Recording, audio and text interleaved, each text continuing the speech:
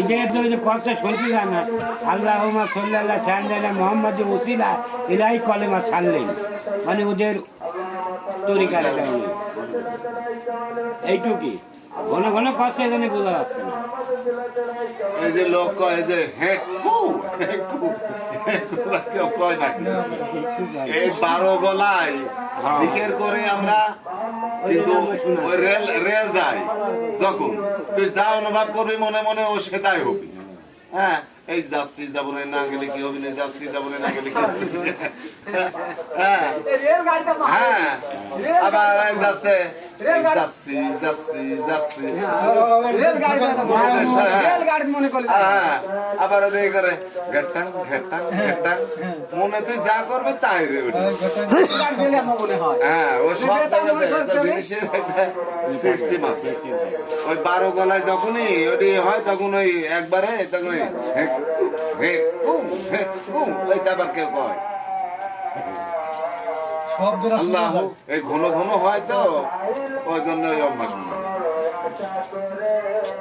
আরে ভিতর থেকে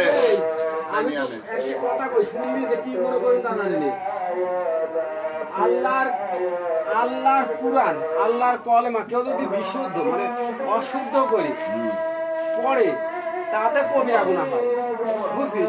মানে ইচ্ছাকৃত ভাবে, যে জানে না তার জন্য না, যে জানে সে যদি ইচ্ছাকৃত ভাবে অন্য কোনো সিস্টেমে পড়ে কবিরা গুনাহ হয়। আর যে জানে না তার নিয়ে তো কোনো কথাই নেই, সে যা ইচ্ছা তাই করতে পারে, কিন্তু যে জানে বা জানতে চায় না সেই লোকের জন্য আমি সেগুলো বলছি।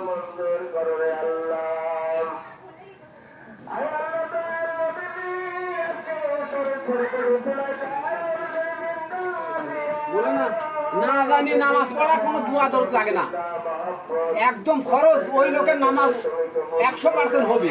যে কিছু জানে না, কোনো দোয়া দরদ কিছু লাগবে না, ও যায় খালি এমন কানে হাত দিবি, সেজদা দিবি, আর একজন সব জানে তার নামাজ কিন্তু হবে না, আর ওই লোকের নামাজ হবে, কারণ ও জানে না কিন্তু স্বীকার করে তার চেষ্টা ভালো জানে কোনটা করব না।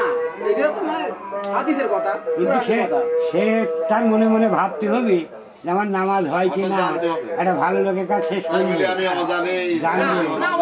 শিখতে হবে, ভাই আমি নামাজ পড়ি আম্মা হয় নাকি চেষ্টা করতে হবে, কিন্তু যে আদৌ জানে না এর বলেছেন আমার।